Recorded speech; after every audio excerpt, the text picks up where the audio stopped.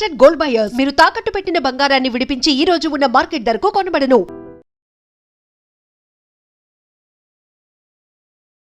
నమస్కారం, welcome to I dream. ధర్మ మార్గం విత్ విజిత కార్యక్రమానికి స్వాగతం.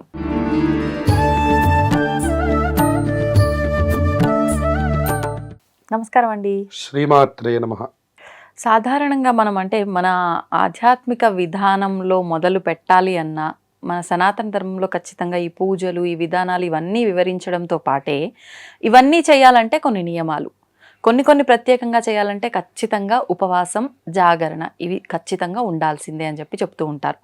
ఎందుకు ఇంత ప్రాధాన్యత ఈ ఉపవాసానికి, జాగరణకి విశేషంగా దాని గురించి వివరించండి. తప్పకుండా. శ్రీ గురుభ్యో నమః. పంచభూతాత్మకమైనటువంటిది మన శరీరం. ఇది ఎప్పుడూ కూడా సుఖాన్ని కోరుకుంటూ ఉంటుంది. శరీరం మనకిచ్చే ఎప్పుడు మెసేజ్ ఏంటంటే నువ్వు కష్టపడు అని ఏ సమయంలోనూ మనకి చెప్పదు.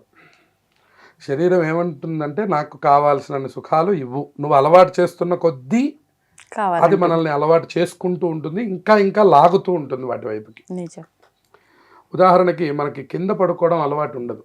99 మందికి అసలు పడుకోవడం దాకా వెళ్ళాం, మనం కూర్చోవడం అలవాటు ఉండదు. అవును. పూజ అనేటటువంటి సందర్భం వచ్చేసరికి కింద కూర్చోవాలి.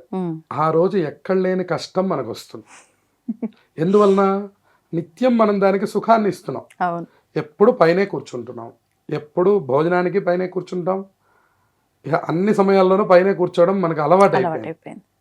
దానివల్ల ఏమవుతుందంటే పూజ అనేటటువంటిది సందర్భం వచ్చి ఒక సత్యనారాయణ వ్రతం చెయ్యాలి అంటే స్వామిని కూడా పైకి పెట్టేసుకుంటే మనకు సరిపోతుందనే ధ్యాసలోకి వచ్చాం. కానీ చక్కగా ఒక మఠం వేసుకొని పద్మాసనంలో కూర్చొని ఒక సత్యనారాయణ వ్రతం చేద్దాము అంటే అది కొంచెం కష్టంతో కూడినటువంటి పరిస్థితి అయిపోయింది. దానికి శాస్త్రం మనకి ఏం చెప్పిందంటే అసలు ముందు శరీరాన్ని కంట్రోల్లో పెట్టు, దాని తర్వాత ఇంద్రియాలు కంట్రోల్లోకి వస్తాయి. ఇంద్రియాలు కంట్రోల్లోకి వచ్చాక మనస్సు కంట్రోల్లోకి వస్తుంది. మనస్సు కంట్రోల్లోకి వచ్చాక నీ ఆలోచనని నువ్వు కంట్రోల్ చేయగలుగుతావు. అప్పటి వరకు నీకు అసలు ఏది నీ కంట్రోల్లో ఉండదు. నీకు 8 అవ్వగానే ఆకలి వేస్తుంది, పెట్టకపోతే నువ్వు ఎవరినైనా తిడతావు. ఈవెన్ అమ్మని తిడతావు, నాన్నని తిడతావు, తమ్ముడు, అందరినీ తిడుతూ ఉంటావు. కానీ నీకు కంట్రోల్నెస్ అనేటువంటిది వచ్చింది అనుకోండి, ఎందుకని ఇవాళ ఇంత లేట్ చేశారు అని ఫోన్ చేస్తాం. చూడండి, ఆ కంట్రోలు, ఆ మెచ్యూరిటీ అంటాం మనం, మాట తీరే మారిపోతుంది. దానికోసమని మన వాళ్ళు ఏం చేశారంటే అసలు నువ్వు పూజ అనేటటువంటిది రాగానే నువ్వు కొద్దిగా అసలు అంటే నిత్యంలాగా ఉండవాకు, కొద్దిగా ఒక స్టెప్ అన్నా ఎక్కే ప్రయత్నం చెయ్యి. పూజ అన్న శబ్దానికి అర్థం ఒక గ్రేట్ ఎక్సర్సైజ్ అంటారు. పూజ ఈజ్ ఏ గ్రేట్ ఎక్సర్సైజ్ అన్నమాట. ఏంటి అని అడిగితే ముందు దాంట్లో డైట్ కంట్రోల్స్ చెప్పేస్తారు. ఫస్ట్ నువ్వు రెగ్యులర్గా తినేటటువంటి రజోగుణ ప్రధానమైనటువంటి ఆహారం అంతా నువ్వు తీసుకుంటే నీకు రెగ్యులర్గా వచ్చేటటువంటి కోరికలే నీకు వస్తాయి. నీకు సత్వగుణమైనటువంటి కోరికలు వస్తాయి కదా, నువ్వు అసలు పూజ అనేటటువంటి చేయగలిగేది, ఓ మంచి పని అనేటటువంటి చేయగలిగేది. పూజ అంటే కేవలం కూర్చోవడం, 4 పూలు పెట్టుకోవడం, అక్షింతలు పెట్టుకోవడం, చల్లుతూ ఉండడం, ఇది కాదు పూజ. మనల్ని మనం ఉద్ధరించుకోవడం బాగా గుర్తుపెట్టుకోవాలి. భగవంతుడిని మనం ఏ పూజతోనూ ఉద్ధరించడం లేదు, అది కూడా బాగా గుర్తుపెట్టుకోవాలి. మరి పూజ వల్ల ఏం జరుగుతుందండి అంటే నిన్ను నువ్వు ఉద్ధరించుకుంటున్నావు అని అర్థం. నన్ను నేను ఉద్ధరించుకోవడం ఏంటి? నన్ను నేను చాలా ఉద్ధరించుకున్నాను, నేను ఇప్పటికే మంచి పొజిషన్లో, ఇది నీకు ఇక్కడ వరకు ఇహలోకం. ఒక్కసారి ఈ శరీరం పడిపోయింది అనుకోండి, నీ వెంట వచ్చేది ఏదీ లేదు అని చెప్తున్నారు అన్నమాట. శరీరం పడిపోయినటువంటి తర్వాత నువ్వు సాక్షాత్తుగా ఈ రాష్ట్రాన్ని పరిపాలించినటువంటి మంత్రిత్వ శాఖలో ఉన్నవాడివైనా సరే తీసుకొని వెళ్ళి బయట పెట్టేస్తారు, టెంట్ వేసి. లేదు మహా అయితే ఒక ఐస్ బాక్స్లో పెడతారు, మంచి ఐస్ బాక్స్లో పెడతారు. తప్పించి రోజు నువ్వు పడుకునేటటువంటి విలువైనటువంటి మంచం మీద మాత్రం నిన్ను ఉండనివ్వరు. అదేంటండి, ఆయన అక్కడే కదా పడుకున్నారు, మరి ఇప్పుడు కూడా ఒక గంట 2 గంటలు అక్కడ ఉంచుతామండి అంటే ఒప్పుకోరు, భార్య సహితంగా ఒప్పుకోదు. అందుకనే శంకరాచార్యుల వారు అన్నారు, గతవతి వాయౌ దేహాపాయే భార్యా బిభ్యతి తస్మిన్ కాయే అన్నట్టు. అదేమిటండి అంటే అది శరీరం అయ్యా. అదేంటండి, వెంకట్రావు గారు కదా, మీరు శరీరం అంటున్నారేంటి అంటే వెంకట్రావు గారు పోయారు. అదేంటండి వెంకట్రావు గారు పోయారంటున్నారు, ఈయనేగా వెంకట్రావు గారు, ఇదిగో ఫోటో ఆయనదే కదా. కాదు ఆయన పోయాడు, ఇది శరీరం. మరి ఆయన అంటున్నావేంటి? ఇదే కర్మ అని చెప్పాడు. మీరు ఎవరైతే పోయాడు అంటున్నారో ఆయన కదా వెంకట్రావు. మరి ఇదేంటండి, ఇది శరీరంట. మరి ఇదే నువ్వు బతికున్నప్పుడు తెలుసుకో అని చెప్తున్నారు. బతుకున్న శవాన్ని పట్టుకొని మీరు వెంకట్రావు గారు అని కౌగిలించుకోరండి. వెంకట్రావు గారు పోయారండి అంటారు. వెంకట్రావు గారు ఇంట్లోనే ఉన్నారు కదండి, ఐస్ బాక్స్లో పెట్టారు కదండి అంటే కాదండి అంటారు. దీనికి మనకి ఏం చెప్తుందంటే, నాయన నువ్వు శరీరాన్ని అలవాటు చెయ్యి. అందుకని మన విభాగాల్లో పూజ అనేటటువంటిది మొదలుపెట్టారు. అసలు ముందర నువ్వు శరీరాన్ని కంట్రోల్ చేయడం అలవాటు చెయ్యి. ఎలా కంట్రోల్ చేస్తాం? పొద్దున్నే లేచి నువ్వు ముందు అసలు చల్లనీళ్ళు చేయడం అలవాటు చేయి. 24 గంటలు స్నానం అనగానే గీజర్ వేస్తావు. అవును. ఎప్పుడు వేడి నీళ్ళే పోసుకుంటే ఆరోగ్యంలో కూడా రక్త ప్రసరణ జరగదట. అందుకని మనకి ఈ వ్యాధులన్నీ వస్తాయి. ఇదివరకటి వాళ్ళు సీజనల్లో మాత్రమే వేడి నీళ్ళు పోసుకునేవాళ్ళు. వీడప్పుడు వేడి నీళ్ళు ఎవరికి తెలియదండి. అందుకని వాళ్ళు దృఢంగా ఉంటారు. 80 సంవత్సరాలు వచ్చిన మనకి 40 వచ్చేసరికి దూది శరీరాలు అయిపోతాయి. 50 వచ్చేసరికి పనికిరావు. 60 వస్తే తిత్తి లేవలేడు వాడి పైకి. ఎందుకు అట్లా అయిపోతున్నాం అంటే కారణం ఈ గీజర్లు. మన శరీరం ఎప్పుడు సుఖం కోరుకోవడం, దానికి అసలు కష్టం అంటే ఏంటో తెలియకపోవడం. మీరు ఏ ఊరు వెళ్ళండి రూమ్ తీసుకోవడానికి ప్రయత్నం చేస్తారు మీరు, తప్పించి ఓ బావి కనపడితేనో. చూడండి, మీరు మనకి ముఖ్యమంత్రిగా పనిచేసినటువంటి మాజీ ఎన్టీ రామారావు గారు వారు ప్రచార సమయంలో ఓ పంపు కనపడితే అక్కడ ఆపి అంతటి ముఖ్యమంత్రి కూడా రోడ్డు మీద నిలబడి టవల్ కట్టుకొని స్నానం చేసేసేవారు, చన్నీళ్ళు. మరి ఆయన అంత హోదాలో ఉన్నారు. ఇప్పుడు ఆయన వెళ్తే రూములు లేవా? ఆయన వేయమంటే నీళ్లు పెట్టేవాళ్ళు లేడా? లేదా వేడి నీళ్ళు దొరకవా? కాదు, శరీరాన్ని అట్లా కష్టపెట్టవలసిందే. అప్పుడే మనకి ఇంద్రియాలు కంట్రోల్లో ఉంటాయి. ఇంద్రియాలు కంట్రోల్లో ఉండడం అంటే ఏమిటి అర్థం? ఉదాహరణకి కళ్ళు ఏమైపోతాయి? మీరు చూడండి, నిద్ర లేవంగానే సెల్లు వెతుకుతాయి. అవును. నిద్ర లేవంగానే మా అబ్బాయి ఎక్కడున్నాడండి అని అడగరు, మా ఆవిడ ఏదండి అని అడగరు. ఫస్ట్ ఏం అడుగుతారంటే సెల్ ఏది. వెంటనే లేచి సెల్లు కోసం తడువుకుంటాం. అది కళ్ళకు ఉన్నటువంటి ఇంద్రియ లౌల్యం. ఫస్ట్ సెల్లు చూస్తే అమ్మయ్య అని లేస్తాం అన్నమాట. ఇక చెవులకు కొన్ని లౌల్యాలు ఉంటాయి. ఉదాహరణకి ఏదో మంచి మ్యూజిక్ వినాలని ఒకళ్ళు కోరుకుంటారు, లేదో మంచి వార్త వినాలని కోరుకుంటారు. మనం నిద్ర లేచేసరికి ఎవరో గొడవ పడుతున్నారు అనుకోండి, కొంచెం మనకి అది అన్కంఫర్ట్ అనమాట. దాన్ని చెవులు కోరుకునేటటువంటి సౌఖ్యం అంటాం, అదొక కోరిక చెవులకి. అలాగే మనం నిద్ర లేవంగానే మనం పీల్చేటటువంటి వాసన, ఒక విపరీతమైన వాసన వస్తుంది అనుకోండి, ముక్కు బాధపడుతుంది. అంతే. ఒక రకమైనటువంటి సన్నివేశాలు చూశారు, లేదంటే పొద్దున్నే తినేటటువంటి ఇడ్లీలో ఉప్పు ఎక్కువైంది అనుకోండి, నోరు బాధపడుతుంది. ఇలా మన ఇంద్రియాలన్నీ ఏం చేస్తాయంటే వాటికి సంబంధించినటువంటి సుఖాన్ని అవి కోరుకుంటూ ఉంటాయి. కళ్ళు కోరుకుంటాయి, చెవులు కోరుకుంటాయి. ఎవరు కోరుకునేటటువంటి కోరికల్ని వాటి కోరుకుంటారు. ఇప్పుడు వీళ్ళందరూ ఇండివిజువల్గా ఉన్నారు. వీళ్ళని మీరు ఒకటిగా చేయవలసిన అవసరం మన మీద ఉంది. అంటే ఇప్పుడు కళ్ళు ఏమంటున్నాయంటే సెల్లు తీయమంటుంది. కళ్ళు చెప్పినటువంటి పనిని బ్రెయిన్ మనల్ని యాక్టివేట్ చేసి, బ్రెయిన్ ద్వారా మన చేతులు పనిచేసి వెంటనే సెల్లు తీసి కళ్ళకి ఎదురకుండా పెట్టాలి కదండి. ఇవన్నిటినీ కంట్రోల్ చేయడానికే మనం ఉపవాసం అని పేరు పెట్టాం. ముందు దీనికన్నిటికీ ఆహారం వేయాలి కదా, ఆహారం వేయకుండా అట్టి పెట్టమన్నారు. అట్టి పెడితే ఏంటంటే కాన్సన్ట్రేషన్ ఒక చోట పెడతాయి. ఉదాహరణకి 7 అయితే అమ్మయ్య మనం భోజనం చేయొచ్చు అని మనకు కాన్సన్ట్రేషన్ మొదలవుతుంది మొదట్లో. తర్వాత సరే భోజనం దేవుందిలే, 40 ఏళ్ళు తిన్నాం, ఏదైనా పూజ చేస్తున్నారేమో దాంట్లో పరమార్థం గ్రహిద్దామని 40 ఏళ్ళగా అనిపిస్తుంది. 40 ఏళ్ల నుంచి 60 ఏళ్ల వరకు పూజ మీద కాన్సన్ట్రేషన్ వస్తుంది.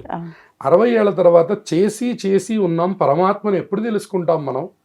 ఎంతసేపు గన్నేరు పూల రేటు, చామంతి పూల రేటు, తులసి దళాల రేటు తప్ప మనకేం గుర్తులేవు. ఇక్కడి నుంచి ఒక మెట్టు ఎక్కి అసలు స్వామివారి దివ్యమంగళ స్వరూపాన్ని ఏమన్నా గుర్తుపెట్టుకోగలమా? కానీ మీకు అసలు ఇది ఎక్కడి నుంచి మొదలైందంటే శరీరానికి ఉపవాసం అనేటటువంటి దాన్ని అలవాటు చేశాక మొదలైందండి. మీరు శరీరానికి ఉపవాసం అలవాటు చేస్తే ముందు కాన్సన్ట్రేషన్ అనేటటువంటిది మొదలవుతుంది.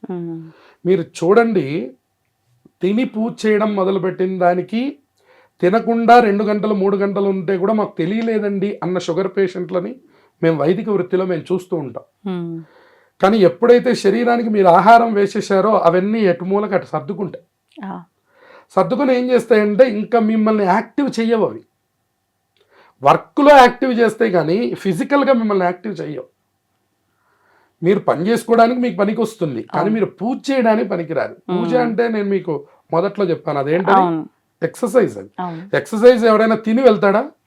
వెళ్ళరు. పొద్దున్నే లేచి 2-3 ఇడ్లీలు తింటానండి శుభ్రంగాను, అప్పుడు నేను మీ దగ్గరికి వస్తానండి అంటారా? లేదు, ఖాళీ కడుపుతోనే వెళ్ళాలి. అట్లాగే దీన్ని కూడా ఉపవాసం అంటే ముందు మిమ్మల్ని మీరు కంట్రోల్ చేయడం, తల మీద నీళ్లు పోసుకోవడం అనేటటువంటి కాన్సెప్ట్ ఎందుకు పెట్టారు అంటే, ముందు తల మీద కనుక మీరు ముందు సమస్త యాక్టివేషన్స్ అన్నీ మనకి బ్రహ్మరంధ్రంలో నుంచి మొదలవుతాయి. అవును. ప్రతి విషయాన్ని ప్రతి ఇంద్రియము బ్రెయిన్కి చెప్పాలి కదండి. అవును. చేతిలో ఈ సెల్ ఫోన్ తీసుకోండి అనే విషయాన్ని బ్రెయిన్కి అది అందిస్తే చెయ్యి పనిచేసి వెళ్ళి సెల్ ఫోన్ తీస్తుంది బయట. అంతే. కాబట్టి యాక్టివేషన్ అంతా బ్రెయిన్లోంచి మొదలవ్వాలి. మీరు ఎప్పుడైతే తలస్నానం చేశారో ముందు అది కూల్ అవుతుంది, దాన్ని నియంత్రించడం మొదలు. అంటే ఏది చెప్తే అది చేయవాకు, ఏది అవసరమో అది చెయ్యి ముందర. అక్కడి నుంచి మొదలైతే కళ్ళు పరమాత్మ వైపుకి తిప్పు, అవును. చెవులు పరమాత్మ వైపుకి తిప్పు. అంటే మనం వెంటనే భక్తి టీవీ ఆన్ చేస్తాం, లేదా ఒక మంచి వీడియోలు చూడడానికి ప్రయత్నం చేస్తాం, అవును. ఓ మంచి ఆధ్యాత్మికమైన స్తోత్రములు మంత్రములు వినడానికి ప్రయత్నం చేస్తాం. అంతే. అట్లా మనల్ని ప్రయత్నపూర్వకంగా మనం తిప్పడం. మరి నువ్వు రెగ్యులర్గా ఏం చేస్తావు? ఓ మంచి పెద్ద మ్యూజిక్, లౌడ్ మ్యూజిక్ పెట్టుకొని లేస్తూ ఉంటారు కొంతమంది. అవును. అవును.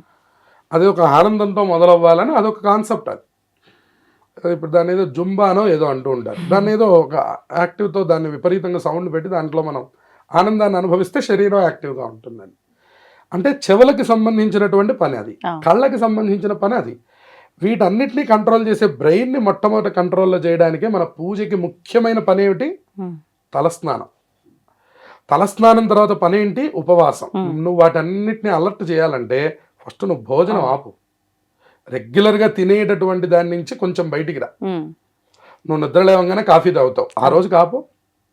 కాఫీ ఆపితే అసలు ఏం జరుగుతుందని చూడు. నువ్వు రెగ్యులర్గా 8 అయ్యేసరికి 4 ఇడ్లీలు తింటావు, అది ఆపి చూడు అసలు ఏం జరుగుతుందో. 12 అయ్యేసరికి లంచ్ తింటావు, అసలు అది ఆపి చూడు ఏం జరుగుతుందో అనేటటువంటి నీ గురించిన నీ పరిశోధన నువ్వు మొదలు పెడితే, ఇది భగవంతుడి కోసం అంటూ ఉంటాం మనం. కాదు కాదు, మనల్ని మనం ఉద్ధరించుకోవడానికి. ఇప్పుడు ఎప్పుడైతే మనం కాఫీ ఆపేసామో బ్రెయిన్ చిన్న డిసప్పాయింట్మెంట్లో కొన్ని పనులు యాక్టివ్ మొదలు పెడుతుంది అనమాట. చూడండి, మనకు కోపం వస్తే పిల్లలు ఇంకొంచెం ఎక్కువ పని చేస్తారు. అంటే నీకు ఇవాళ 9ంటికి కానీ అన్నం పెట్టను రా, నన్ను ఏం కదిలించవాకు అన్నాం అనుకోండి, వాడికి కోపం వస్తుంది. వాడికి సరే 9ంటికి అన్నావు కదా, అప్పటిదాకా నేనేం మాట్లాడినాను, వాడు కొన్ని పనులు చేస్తాడు. 9ంటికి ఒక చూపు చూస్తాడు మనల్ని, పెడతావా 9ంటికి పెట్టవా నువ్వు చెప్పిన టైం అని. అంటే మనం అంటాం ఏం పొద్దున గంట సేపు కరెంట్ పోయింది, వర్క్ కాలేదు, ఇంకో గంట లేట్ అవుతుందని చెప్తాం. వాడికి మళ్ళీ కోపం వస్తుంది, నియంత్రిస్తాడు వాడు. సరే కానీ 10ంటికి కదా అని వాడు మళ్ళీ ఆ గంట మళ్ళీ భోజనం గురించి డిస్కస్ చేయడు, వాడు వదిలేస్తాడు. అట్లాగే ఇంద్రియాలని కూడా మనం అలవాటు చేస్తాం. ఓహో నువ్వు కాఫీకి అలవాటు పడిపోయి 60 సంవత్సరాలు కాఫీ తాగుతూనే ఉండవాకు, కొంచెం ఆపు. 8 అయ్యేసరికి తిండవే ప్రధానంగా పెట్టుకోవాకు, కొంచెం ఆపు. ఏకాదశి రోజు ఆపు, సోమవారం రోజు ఆపు, శనివారం రోజు ఆపు. ఇవి మొదలు పెట్టాలి. ఇది దీని ద్వారా భగవంతుణ్ణి చేరడంతో పాటు అసలు ముందు మనల్ని మనం చేరతాడు. నేను ఏ పనైనా చేయగలను అనే కాన్ఫిడెన్స్ కూడా తెచ్చుకుంటాంట. దాన్నే మన వాళ్ళు ఇంటర్మీడియట్ డైటింగ్ అంటున్నారు. ఓన్లీ లంచ్ తీసుకోవడమే తప్పించి నువ్వు ఫుడ్ వైపుకి ఆలోచించవాక. అసలు నీకు ఇంత నాలెడ్జ్ ఉంది, ఇంత టాలెంట్ ఉంది, దీన్ని నువ్వు తీసుకెళ్ళి నీ ఫుడ్ మీద పెడుతున్నావు. నీ దైనందినమైన జీవితంలో నీకు అవసరం లేని ఎన్నో అంశాల మీద పెడుతున్నావు. నీ అవసరమైన అంశం మీద పెట్టడమే ఇంటర్మీడియట్ డైటింగ్. చూడండి, వాటర్ తప్ప ఏం తీసుకోరు. మరి అదేగా ధర్మశాస్త్రం చెప్తుంది. నువ్వు వాటర్ తీసుకోవద్దని చెప్పలేదే. అలా శరీరాన్ని అలవాటు చేస్తే నువ్వు చెప్పిన మాట విని నువ్వు కూర్చోమన్నంతసేపు కూర్చుంటుందిట ఆ శరీరం. అందుకనే ఉపవాసం పెట్టారు. ఇక రెండవది జాగరణ అని మీరు అడిగారు. జాగరణ అంటే చూడండి, కొంతమందికి మనం 9 అయ్యేసరికి ఎక్కడ లేని నిద్ర వస్తూ ఉంటుంది, రావాలి, అలా వస్తేనే ఆరోగ్యం. కానీ అంటే ఎప్పుడు సుఖపడుతూనే ఉంటావా? అసలు ఇంకోవైపు తిరిగి చూడవా? ఒకటి ఇది తత్వంలో మనం చెప్పుకునే అర్థం. ఇక రెండవ అర్థం చెప్తున్నారు, రాత్రి అనేటటువంటి దానికి సంబంధించి కొంతమంది దేవతలు ఉంటారు. వేదంలో రాత్రి అనేటటువంటి ఒక సూక్తం చెప్పారు. రాత్రి సూక్తము అని ఒక ప్రత్యేకమైనటువంటి సూక్తం ఉంది. అది రాత్రికి సంబంధించిన దేవతల మీద ఉంటుంది. అందుకనే మనకి శివరాత్రి జాగరణ చేస్తారు, కృష్ణాష్టమి జాగరణ చేస్తారు. ఇలా మనకు కొన్ని జాగరణలు చెప్పబడి ఉన్నాయి ధర్మశాస్త్రంలో. ఇవి జాగరణలు చేసి పొందండి అయ్యా అంటున్నారు. తొలి ఏకాదశి వచ్చింది అనుకోండి, అవును. తొలి ఏకాదశి కూడా జాగరణ చేస్తారు, చేసి ద్వాదశి రోజు భోజనం చేస్తారు. జాగరణ చేయమంటుంది. అయితే జాగరణ అంటే ఏమిటి అర్థం అంటే, ఈ శరీరానికి నువ్వేం చేసావు, రోజు రాత్రి కనీసం 10 అయ్యేసరికి నువ్వు నిద్రపోవు, కానీ ముందు మంచం మీద తీసిపోయి శరీరాన్ని పడేస్తావు. అంతే. అక్కడి నుంచి ఫోన్ చూస్తూ ఉంటావు. నీకు ఫోన్ చూడడానికి 1 గంట వరకు టైం ఉంది, కానీ నువ్వు ఏదైనా స్తోత్రం చేయరా అంటే అవన్నీ నేను ఎక్కడి నుంచి చేస్తానంటావు. భగవంతుడి విషయం విను అంటే నాకు విసుగ్గా ఉంది అంటావు. అంటే నీ సాధన, నీ మీద నీ కంట్రోల్ ఏమీ లేదు అని అర్థం. ఉపవాసం కానీ జాగరణ కానీ నీ మీద నీకు కంట్రోల్ని ఇస్తాయి. ఆ తర్వాత నువ్వు భగవంతుడిని చేరగలవు. నువ్వు భగవంతుడినే కాదు, నువ్వు ఏదనుకుంటే అది చేయగలవు. నువ్వు నీ మీద నీ కంట్రోల్ ఉంది అంటే, అరుణాచలం వెళ్ళావు అంటే ఒక బ్యాగ్ పుచ్చుకొని, మనకు అర్థమయ్యే భాషలో చెప్పాలి అంటే, అరుణాచలం వెళ్ళంగానే కనపడిన పంపు దగ్గర స్నానం చేసి గిరి ప్రదక్షిణం చేయగలిగే ధైర్యం రావాలి అంటే, నీకు నీ ఇంట్లో నీకు ఉపవాసం జాగరణ నీకు అలవాటు అవ్వాలి. నీకు ఈ 2 అలవాటు లేని వాడు, ఉదాహరణకు ఒక అరుణాచలం వెళ్ళాడు అనుకోండి, వాడు అసలు ముందు అరుణాచలేశ్వరుడు, అరుణాచలం ఈ సంగతుల తర్వాత హోటల్ ఎక్కడుంది, రూమ్ ఎక్కడుంది మొట్టమొదటి వెతకడం. ఇవి వెతకడం మొదలు పెట్టావు అంటే నువ్వు ఇంకా పండలేదు, నువ్వు ఇంకా ఈ పరీక్ష పాస్ అవ్వలేదు అని అర్థం. అందుకని పిల్లలకి సహితము అలవాటు చేయండి. పిల్లలు తినకుండా ఉండకూడదు. ఇంతకంటే తినకుండా ఉన్నటువంటి పిల్లలు ఎంతో మంది గొప్ప గొప్ప వాళ్ళైన వాళ్ళు ఉన్నారు. కలాం గారు తినడానికి తిండి లేకపోతే తల్లిగారు తన పిడచలో ఉన్నటువంటిది కూడా తీసి ఆయనకి పెట్టేస్తే, తల్లిగారు తినలేదని ఆయన 2 రోజులు మానేశారు. అమ్మా నువ్వు తినకుండా నాకు ఈ రోజు పెట్టావు కాబట్టి రేపు ఎల్లుండి నేను తినకుండా ఉంటాను, నువ్వు మాత్రమే తినాలి నా కళ్ళ ఎదురకుండా అని వాళ్ళ పెద్ద కుటుంబాలు అప్పట్లో ఆ రోజుల్లో అలా అలా మార్చుకున్నారు. ఇవాళ మనం అనుకుంటాం పిల్లాడు ఒక పూట తిండి తినకపోతే రేపు ఏమైపోతాడో అని అనుకుంటాం. ఏమీ కాదు, పిల్లలు ఏమైపోతారు. అలానే పెట్టద్దని చెప్పట్లేదు, కానీ అన్ని నియంత్రణలు ఒక 10 దాటింది అంటే వాడి శరీరం వాడికి అర్థమైపోతుంది, వాడికి దృఢం వస్తుంది. వాడికి మనం ఇవ్వాలి ఆ దృఢత్వాన్ని కూడా. తల్లిదండ్రుల దగ్గర నుంచి అందరూ దానికి సహకరించాలి. చక్కగా 10 తర్వాత నుంచి వాడు 40-50 సంవత్సరాలు వచ్చే వరకు వాడిది ఒక దృఢమైనటువంటి గాత్రం, శరీరం, దాన్ని వాడు తయారు చేసుకోవాలి. మీరు జిమ్కి వెళ్ళి తయారు చేయడం కాదు, ఇంట్లో ఉండి మీ ఆలోచనల ద్వారా కూడా తయారు చేయండి. అదే మనకి సనాతన సంప్రదాయం, సనాతన ధర్మం మనకి చెప్పింది. దాన్ని మీరు ఎప్పుడు పడితే అప్పుడు చేసి ఊరికే వృధా చేయవాకండ్రా. ఒక సోమవారం అనో ఒక శనివారం అనో పెట్టుకోండి, ఒక దేవతా నియమంగా పెట్టుకోండి అని చెప్పారు. అంతేగాని మీరు దేవతలు మాడిపోతే వాళ్ళకేదో మహా సంతోషం అని వాళ్ళు ఆనందపడిపోతారని కాదు. మీరు నియంత్రణ గనక చేసుకుంటే మీరు దగ్గరికి జరుగుతున్నారని అర్థం భగవంతుడికి. భగవంతుడు ఎక్కడున్నాడు అంటే, మళ్ళీ సనాతన ధర్మం మన యొక్క సంప్రదాయం ఏం చెప్తుందంటే, దేహో దేవాలయ ప్రోక్తో జీవో దేవ సనాతన త్యజేత్ అజ్ఞాన నిర్మాల్యం సోహంభావేన పూజయేత్. మళ్ళీ ఈ దేవాలయం అంతా ఎక్కడుందండి, దేవుడు ఎక్కడున్నాడు అంటే, బాడీ ఈజ్ ఏ టెంపుల్ అంటున్నాడు. బాడీయే టెంపుల్. నువ్వు ముందు రక్షించుకోవాల్సింది ఏంటి అంటే నీ శరీరాన్ని రక్షించు. మరి శరీరాన్ని రక్షించే పనే ఉపవాసం, శరీరాన్ని రక్షించే పనే జాగరణ. అప్పుడు ఏం చేస్తావంటే నిద్రని జయించేటటువంటి లక్షణం వస్తుంది. ఈ విద్యలన్నీనే విశ్వామిత్రుడు రామచంద్రమూర్తిని తీసుకెళ్లి నేర్పించాడు. దశరథ మహారాజు గారి దగ్గర పెడితే నువ్వు ఎప్పుడు పడుకోవడమే నేర్పుతావు, కానీ నువ్వు లేచి ఉండడం ఎందుకు నేర్పుతావు? యుద్ధవీరుడైనటువంటి క్షత్రియుడికి చక్కగా శుభ్రంగా పడుకుంటానండి అంటే ఎట్లా? నువ్వు చెయ్యి ఇట్లా తల కింద పెట్టావంటే నిద్రపోగలగాలి. అది ఆరోగ్యం అంటే. అంతేగాని దిండు లేదండి, కింద పడుకుంటే మెత్తగా లేదండి, ఇటు తిరిగి పడుకుందామంటే లేదండి, అటు తిరిగి అంటే నువ్వు రోగితో సమానమైనటువంటి వాడివి. నువ్వు బాగా ఆరోగ్యవంతుడివి, దృఢమైన శరీరం గలవాడివి ఎప్పుడు అంటే కటిక నేల మీద చెయ్యి తల కింద పెట్టావంటే 2 గంటలు 3 గంటలు పడుకోగలిగితే నువ్వు దృఢమైనటువంటి శరీరం గలవాడివి, పరిపూర్ణ ఆరోగ్యవంతుడివి అని అర్థం అని చెప్పారు. కాబట్టి ఇటువంటి అర్థాన్ని లోకానికి తెలియజేయడం కోసం, అలాగే ఒక్క పూట నిద్ర లేకపోతే మనం సుమారు 2 రోజులు 3 రోజులు బాధపడతాం. అవును. అటువంటి దాని నుంచి కాదురా నాన్న, నిద్ర శాశ్వతం కాదు, నిద్ర లేకుండా దేవతల్ని పొందవలసినటువంటి కాలాలు కొన్ని ఉన్నాయి. కాబట్టి నువ్వు ఎక్కడికైనా ప్రయాణం చేసేటప్పుడైనా నీ ఉద్యోగాలు, ఇవాళ సాఫ్ట్వేర్ ఉద్యోగాలు అలాగే ఉన్నాయి. సాఫ్ట్వేర్ ఉద్యోగాలన్నీ జాగరణలతో కూడినవే. కాబట్టి ఈ జాగరణలు నీకు ఉపయోగపడేటట్టుగా ఉండాలి అని చూడండి. మీరు ఉద్యోగం కోసం కనుక పనిచేయడం మొదలు పెడితేనేమో మీరు అసలు ఇంకా తర్వాత ఏ పని చేయలేరు. సాఫ్ట్వేర్లో నైట్ డ్యూటీ చేసే ఉద్యోగస్తుల యొక్క కుటుంబాల్లో తెల్లవారి పనులు ఏవి చెప్పరండి. చెప్పరు. కానీ అలా కాదు. కానీ మీరు జాగరణ చేస్తే శాస్త్రం ఏం చెప్తుందో తెలుసా? తెల్లవారి పొద్దున్నే 8-9 అయ్యేసరికి నువ్వు భోజనం చేయాలని చెప్తుంది. శివరాత్రి రోజు ఉపవాసం చేసి జాగరణ చేశారనుకోండి, శివరాత్రి తెల్లవారి 9 అయ్యేసరికి భోజనం చేయాలి. అంతేగాని శివరాత్రి రోజు ఉపవాసం ఉండి జాగరణ ఉన్నానండి, ఆ రోజు రాత్రికి భోజనం చేస్తానండి అని చెప్పని తర్వాత రోజు నాకు వంట చేసుకోవడానికి కుదరలేదండి, రాత్రి 2 దాకా లేచున్నాను కాబట్టి ఉదయం తెల్లవారుజామున 5 పడుకొని మధ్యాహ్నం 11 లేచానండి, 11 లేచి తలస్నానం చేసి మళ్ళీ నా పనులన్నీ చేసుకొని బట్టలు తుక్కొని అంట్లు తోముకొని నేను వంట చేసి తినేసరికి సాయంత్రం 7 అయిందండి అంటే నీ ఉపవాసం పాడైపోయిందని అర్థం. నీ ఉపవాసం ఫలించింది అనడానికి ఏమిటి అర్థం అంటే, నిత్యకృత్యమైన పనులు పక్కన పెట్టి సుమారు తెల్లవారుజాము 4 గంటల దాకా భగవంతుడి యొక్క సన్నిధిలో నువ్వు ఉన్నావు. ఉన్నటువంటి దానికి నీకు ఫలితం ఏమిటి అంటే, నువ్వు మళ్ళీ 6 అయ్యేసరికి స్నానం చేసి చక్కగా దీపం పెట్టి వెంటనే వంట మొదలుపెట్టి ఆ వంటని భగవంతుడికి నివేదన చేసి సకాలంలో నువ్వు అన్నం తింటే నీ శరీరానికి నీకు ఉపయోగకరం. అప్పుడు తర్వాత పడుకోవాలి మనం. తప్పించి జాగరణ అనే పేరుతో తెల్లవారుజామున 4 గంటలకు పడుకొని తర్వాత రోజు మధ్యాహ్నం 11 గంటలకు లేస్తే జాగరణ ఫలించదు. అలాగే ఏకాదశి జాగరణలో కూడా రాత్రి లేచుంటే కూర్చొనే పడుకోమంటుంది. అంటే నిద్రించొచ్చు, కూర్చొని 4 గంటల వరకు స్వామివారి సేవలో ఉండాలి. 4 గంటల నుంచి కూర్చొని పడుకోవాలి. మీరు మళ్ళీ వెళ్ళి మంచం మీద పడుకున్నారా, మొత్తం పొద్దు నుంచి చేసిందంతా భ్రష్టు పట్టిపోయింది. అందుకని అలా కూర్చొని నిద్రపోవడం కూడా నీకు తెలియాలి.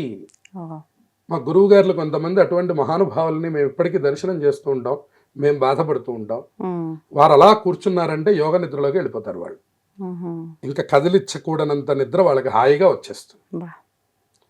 మాకు రమ్మంటే మాకు రాదు అంటే ఇంకా మనం ఎంతో పండాలి అని అర్థం. కాబట్టి ఏంటంటే మీతో పాటు నేను కూడా ఇంకా బాగా పండాలి అంటే శరీరానికి ఉపవాసాలు జాగరణలు అన్నీ కూడా అలవాటు చేసి వీటిల నుంచి మనం పండి ఆ శరీరాన్ని అలా కనుక మనం అలవాటు చేసుకుంటే నువ్వు ఏ పనికైనా నువ్వు సిద్ధపడ్డావు అని అర్థం తప్ప ఉపవాసం అంటే కేవలం భోజనం మాని భగవంతుడి దగ్గర కూర్చోవడం అనో, జాగరణ అంటే కేవలం నిద్ర మానేసాం కానీ రాత్రి వేరే సినిమా చూసామనో అనేది కాకుండా నువ్వు ఒక కాన్సన్ట్రేషన్గా ఒక పని మీద ఉన్నావు అంటే శరీరం దానికి తగ్గ యాక్టివేషన్ అది చేసేసుకుంటుంది. నువ్వు ఇవాళ అన్నం తినను అని నువ్వు కనుక బ్రెయిన్కి కనుక నువ్వు చెప్పేశావు అంటే ఇంద్రియాలన్నీ కూడా ఎక్కడొక్కడ సర్దుకుపోతాయి. నువ్వు తింటాను అన్నావంటే వాటికి తగ్గట్టు వచ్చేస్తాయి. అంతే అంతే. మీరు ఎప్పుడైనా గమనించి చూడండి. నాకు ఇవాళ 2 వరకు ఆహారం దొరకదు అని మీరు ఏ ఊరు వెళ్ళైనా నిర్ణయించుకున్నారంటే, షుగర్ వాళ్ళైనా బీపీ వాళ్ళైనా మీ మైండ్కి మీరు చెప్పేశారు అంటే మీకు దానికి తగ్గట్టే బాడీ తయారైపోతుంది. అట్లా మీరు ఆలోచన చేసి చక్కగా మీరు ఉపవాసాన్ని కానీ జాగరణను కానీ ఆనందంగా చేయడం ప్రారంభం చేయాలి.